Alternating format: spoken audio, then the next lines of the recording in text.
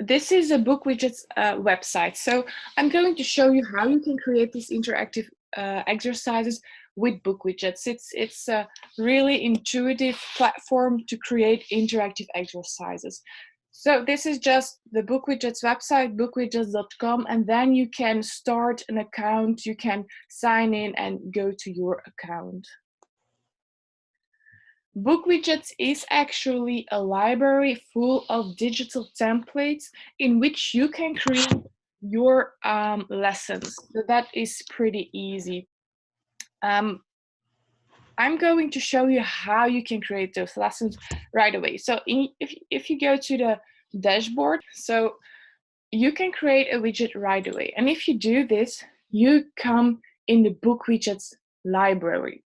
So this is a library with all digital templates in which you can just add your own content. So we give you the template of an exercise and you can fill it with your own content. As you can see, there are a lot of templates. So we have the test and review template, the exit slip as you know them, the quiz, the timeline, worksheet, flashcards, split whiteboard, web quest, split worksheet, whiteboard. And there are also a lot of games you can use, picture and videos to spice up your lessons, make them more visual. Math for math teachers, we have a few widgets, and then there is other third embed things in other widgets. And then we have the checklist, the planner to make personalized learning paths, and a survey if you want to do that. Today, I'm going to show you how you can create a test or an assignment with BookWidgets and how you can share it with your students and give feedback and grade it. The quiz and other widgets, most of the quiz questions are automatically graded. So I'm going to show you how you can build a quiz that's automatically graded. So it saves you lots of time. Afterwards, I'm also going to show you how you can create a crossword riddle in just a few minutes. So it's really, really intuitive making these interactive exercises in this tool. So the first thing you do is you're in the widget library and you're just going to choose what kind of lesson you want to build. To create a test or an assignment, you should choose for a quiz or a worksheet.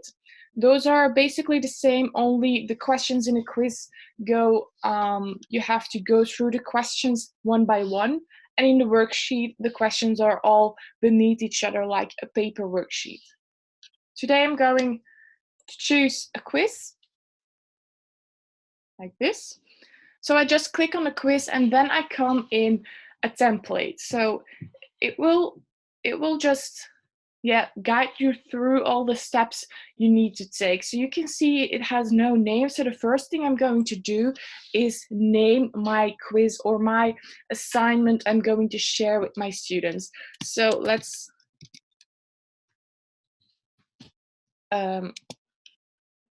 make this one about European cities. Then you can see there are a lot of tabs in here. So I'm going to just add the questions first, and then after I add my questions, I'm going further and further below. So first, you can see I'm in the question tab, and I'm going to add a question, of course. The really handy thing about this, about BookWidgets, is that you have a lot of BookWidgets question types, and they are interactive as well. So you have a lot of opportunities to add images, to add audio, to add video, and to add interactive question types. So you can just scroll down and see if you see a question type you would like to try out. You just click on it and you can test it and see if you can transform your paper worksheets into these digital interactive question types. So you can just scroll down. We have the mark sentence question, the fill in the blanks, correct words in a sentence. We have more visual questions like the annotate picture question, a photo question in which students have to upload a photo. That's really handy when you go on a city trip. when your students have to add proof that they visited a statue or something like that. Word ordering question or sentence ordering question, picture ordering question, and so on. So there are a lot of possibilities, and I'm just going to add 3 of these questions so you can see how it works. So the first one I'm going to create is an annotate picture question. So I added add question, and then I came in this question type library, we can call it. And then I just choose my question. So I click on the annotate picture question, and I want my students to indicate an indicated, to write down an indicated country on a map. So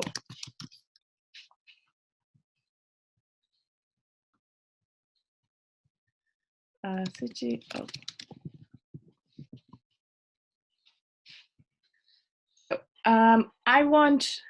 I need to insert a background picture on which I have to indicate the countries. So first, of course, I always work from the top to the bottom. So this is my question. Then I need to add a background picture. I can choose an image I saved on my computer. Let's see where I saved it. So this is a blank map of Europe. So that's it. And then I'm going to add some fields students have to fill out. So I add some fields. The correct answer of the field is Paris. So this needs to be filled out because the computer needs to know what the correct answer is. So if students fill out something else, the computer won't grade it or won't give any points. You can also give this if you still like to that the computer counts this as possible as well. So without with or without a capital, it's right. So this is a correct answer. The computer knows this, and I need, of course, to indicate a right position where students have to fill it out. So this is my first annotate picture field. So this is just one. It would be too easy, so I'm going to add some more fields. So add another field. This is, let me see, Rome. I have to give the right position. Done. And another one, the last one, let's say Brussels, like here, and done. So this question is actually done. So I added 3 input fields on this image my students have to fill out. So it's really visual and it's really interactive. Now I just go back here. I click on the arrow to go back, and I can see my first question right here. I can already, if I click on the preview here in the upper corner, I can see how this question looks like for my students. I'm not going to do this now. I'm just going to do this after I inserted all my questions. So this is my first question. I'm going to add another question. So the library, just the question types pop up. And let's say I want them to order pictures in the right order. So my question will be order from most inhabitants to least inhabitants. And I want them to order countries, images of countries from most inhabitants to least inhabitants. So this is my question. As I said before, I work from the top to the bottom. And now, so I added my question. Now I have to add images. As you can see here, I have to add them in the correct order. So this is really important. So the computer knows what's the correct order, so it can automatically create your test. So choose image. And you just add real quick.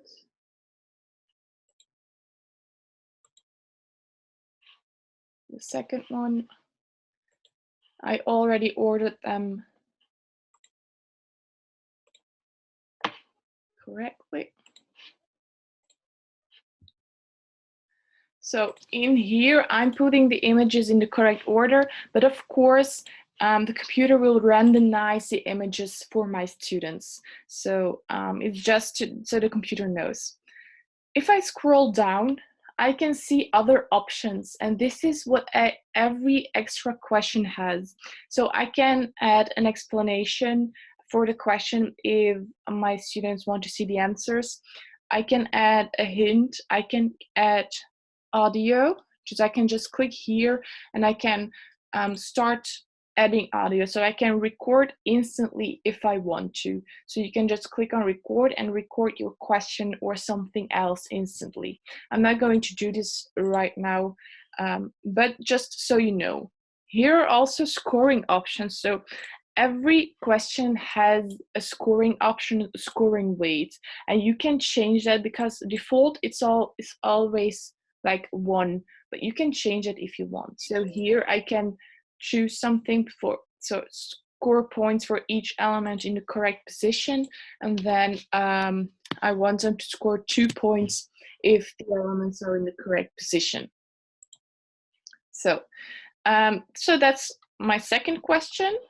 And then I go back and add another question. So the last one is going to be a word picture match question.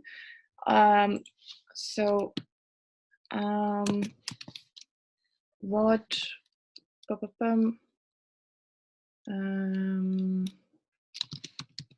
what city?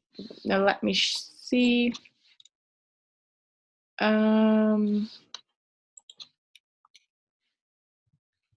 Monuments belong to which cities?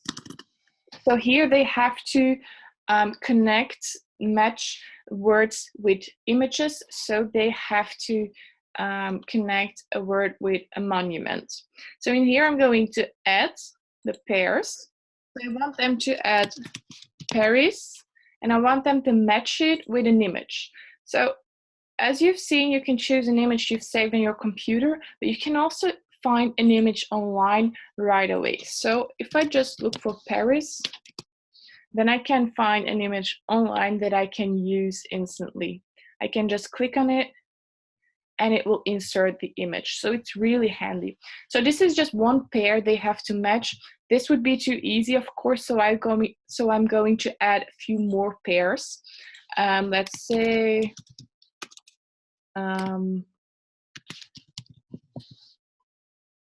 Brussels, Belgium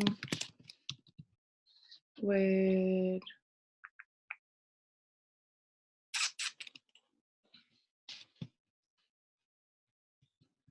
Brussels, select an image online.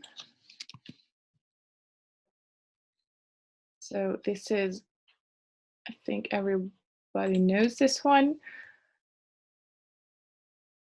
And then we have the last one, London, find an image online. Of course, you get the Tower Bridge, I guess. Yes, here it is.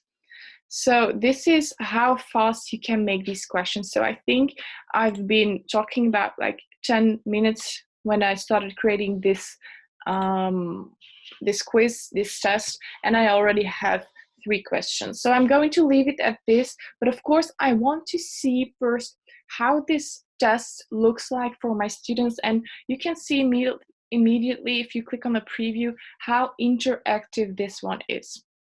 So first, of course, so you can see now if your fields cover each other or not. If you have an image with a lot of fields, it's possible they cover. Here, I just didn't look that much, because I can still change it if I change this. So your students can just fill it out, go to the next one, arrange these, and then arrange these as well. So this is how quick you can create an interactive quiz, interactive assignment. There's also a design option, so you can change the design, the color if you want. You can change it to a dark background, to a light background. You can select a background image. So like this one. So this will be a little bit, yeah, it's too heavy. But you can see how this works. So I go back. So these are my questions, but my test is not done. Every teacher has its own options. So sometimes a quiz is not for testing. Sometimes a quiz is only for formative testing. Sometimes, so you get where I'm going. First, I want this quiz to that my students have to submit this quiz. So I go to title and reporting, and I need to make sure that this is on. So this is enabled.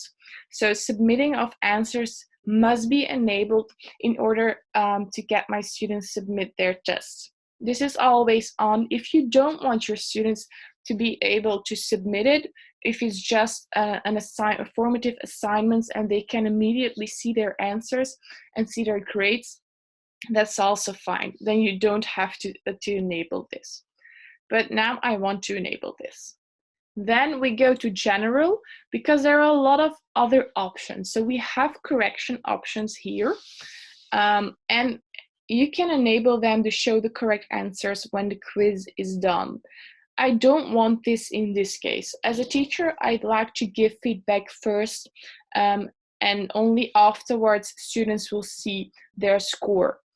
If it's like a formative test, you can leave this on if you want, but I'm going to just disable it. And there are many more options, correction options, like the feedback options. Here you can add automatically feedback based on a score. So if students get 40%, you can let feedback pop up. They have to make the quiz again. If students get 80%, they can go to a next exercise, and you can link to a next exercise in it as well. So then we have the scoring options. Some teachers want to show their students how many points are associated with the question. So your students will see how many points the question is. Then we have a startup password. If you want to share the exercise in advance, but you don't want your students to open the exercise already, you can add a password on it and just give it in class when they can get started. So this is also handy when you want to upload it to Google Classroom, because this also works in Google Classroom and in other platforms, LMS systems like Canva, Schoology. So it all works in that, and Smart School for in Belgium as well. Then we have the question and order and numbering. So you can randomize your questions. So this will mean that if students are making this quiz and sit next to each other, all the students will get a random question order. So it's hard to look at their neighbor's work. So that's also a nice feature. You can provide a calculator if you want. And there are many other options as well. So let's keep it this way. So what I want to do now is actually share this quiz with my students. I've added the questions. I have installed like the basic features I need, the basic guidelines, and then I want to share it with my students. Before I do that, I want a shareable link. So I click on the Get Shareable link in the upper corner, and it will give you a link you can share with your students. So this is a link you can share with your students. You can just copy it and send it via mail or give it to your students, and in any other system you're using. You can assign it. Just this link is all you need. You can also send it to Google Classroom, this exercise. You can show a QR code. So if you click this, students just have to scan this code. You can copy the code and paste it on some paper, and students will just have to scan this code, and the exercise, their test will open. There's also a teacher link. This teacher link allows me to share this widget with another teacher, so he can make a copy of my exercise and make some adaptations if they want. Of course, I just need this link, and I'm going to share it with my students. Let me just show you. I'm going to open another internet browser, copy the link, paste the link, and the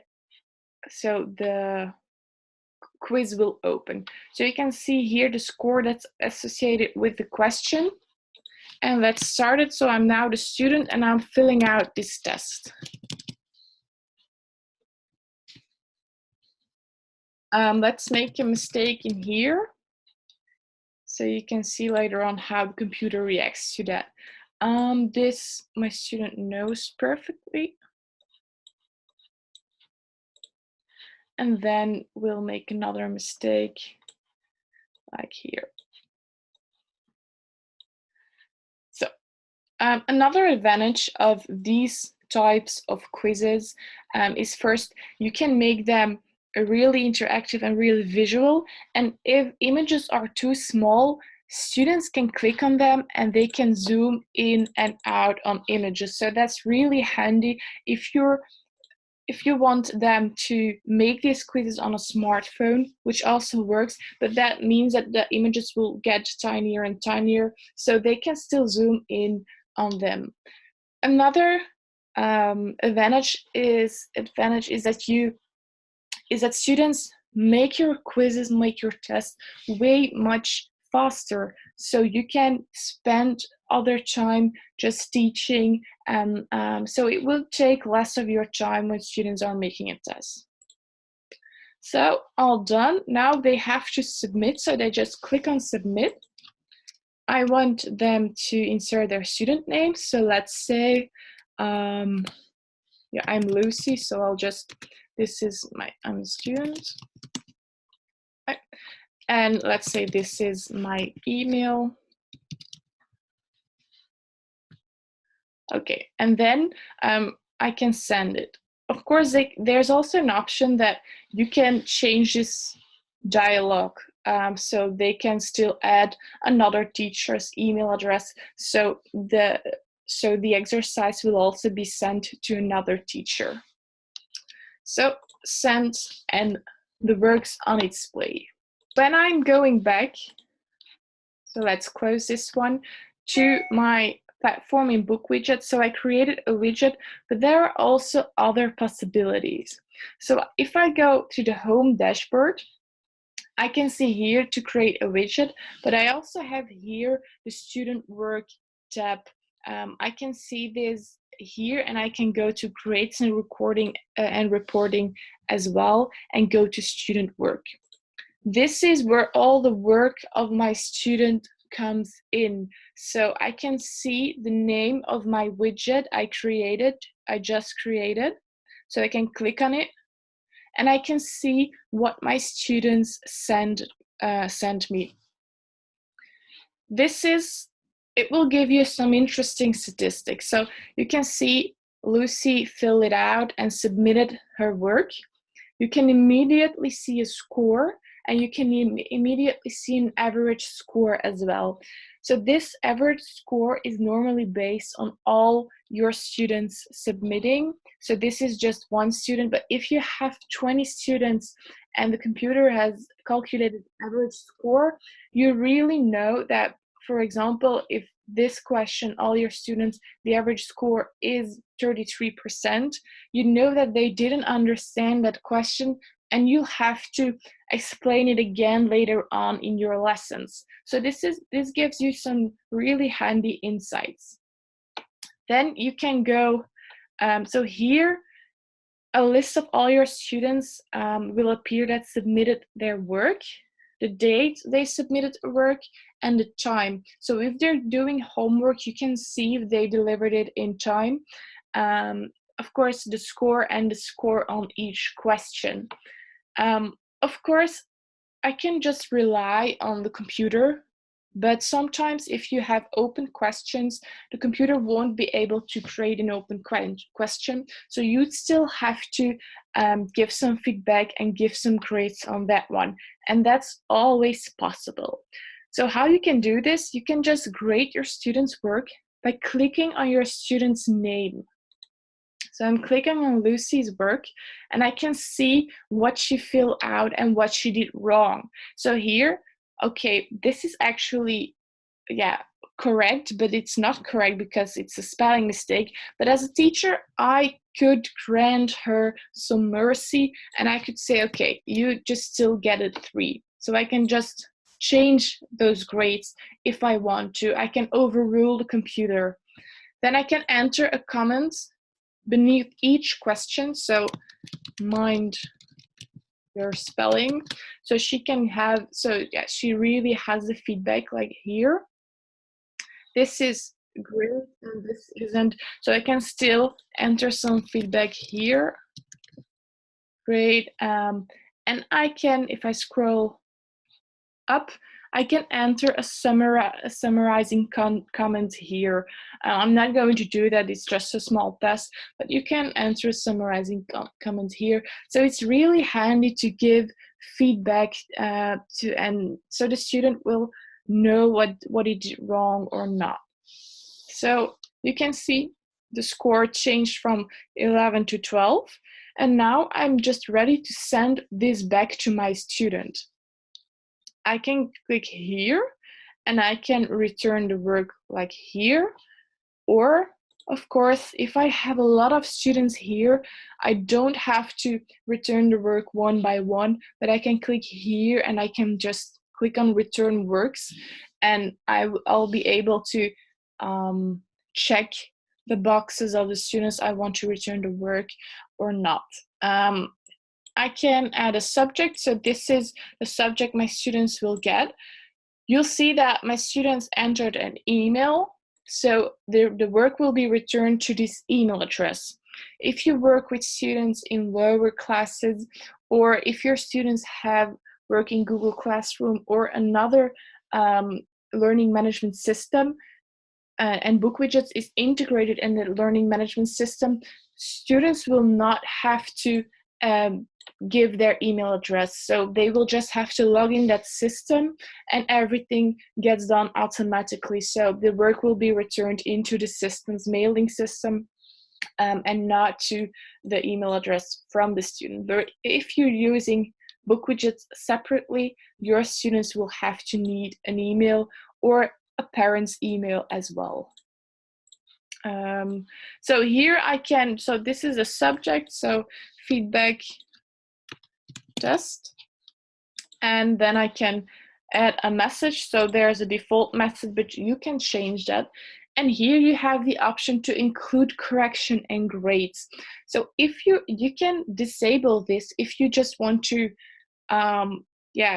if you want to send back only the student work without any correction or grades with the feedback. So you can add feedback to your student's test. So she can do it again, and then otherwise you can give grades. So it's more like a formative assessment if you not enable this. But I just want my students to see the correction and the grades. So I'm going on return work, and I'll get a mail right away. There it is. My students get this email. So this is a message I added, and they will get a PDF of their work. so they can see how they did. They can see the comments of the teacher, and they can see what they did right or wrong. So here are the comments, and of course they can see their grade. So the total score 12 out of 14. So that's basically the loop when you want to make an assignment or a test. Of course, you can do much more with BookWidgets. Let me show you that real quick. We have some time to make another exercise as well. So I go back to widgets. I create a new widget, so I can do this in the widgets tab, or I can go to home and then here create a new widget. Then I come in this library again, and now I'm going to choose for a crossword. So let me know. I'm going to create one about opposites. So if you have some ideas about opposites, just let me know in the chat. So I'm adding, so the title of the crossword is opposites, and I'm adding words they have to fill out and their description as a hint. So let's just get started. So we have laugh, cry, dark, light. So left, right,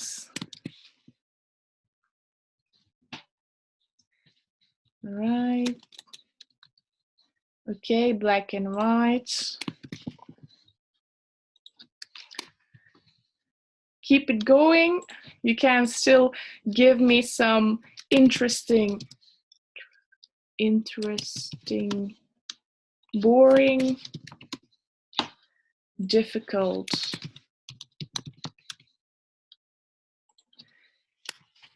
easy, older. We'll just say old, young, online, offline. Okay, let's keep it with that. I think it's enough to create a crossword riddle. So this is actually pretty easy. You just give in the words they have to find and the description. That's how a crossword riddle works. So I've added my words. Important is that I click here so that I generate the puzzle. So I clicked here and the puzzle is generated. Now I can go to preview and see how this looks like for my students. So before I send it to my students, I can see how this looks like. So this is a small one, but it's I think it's pretty nice, and it's made really quick. So I can click here, and I can just, and as a student, I can just fill this out. So yeah, so interesting. So this is how it works. I can change design. So again, let's find an image.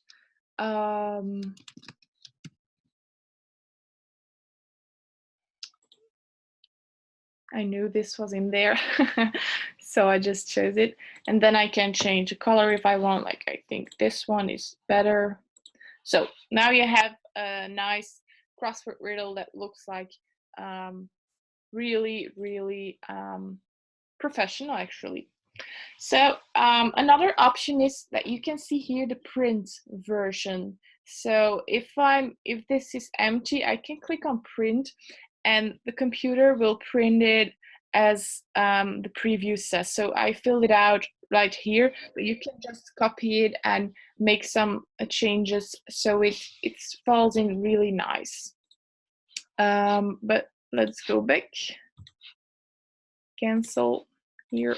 Okay. So back. This is my crossword riddle, of course.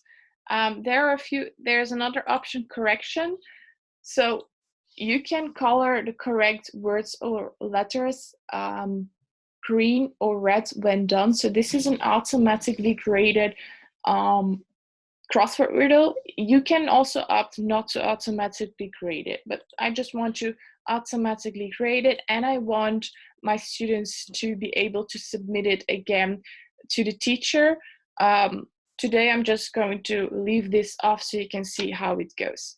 So if this is done, I need my shareable link, so I click on it.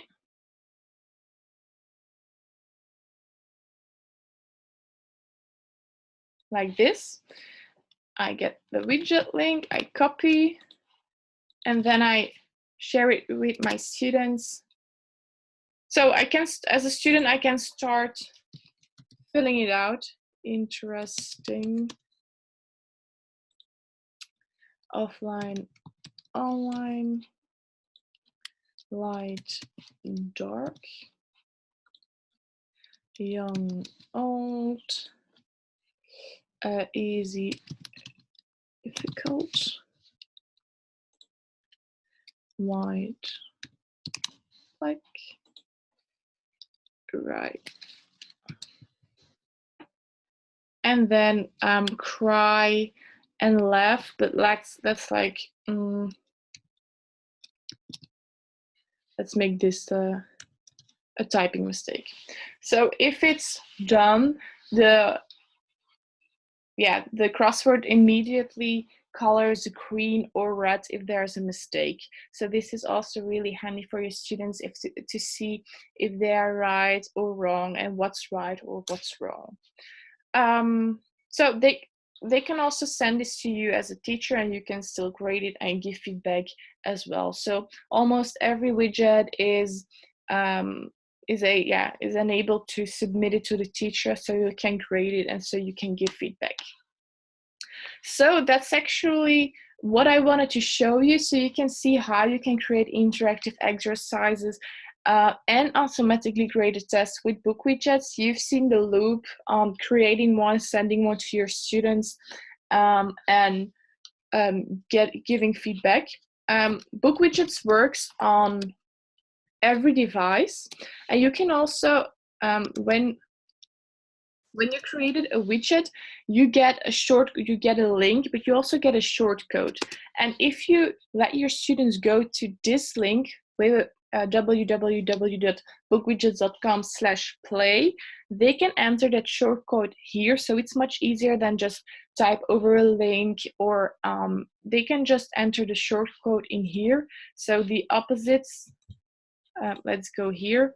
So you can see here, there's like a shortcode, and they can just enter the shortcode in here, and the exercise will open as well.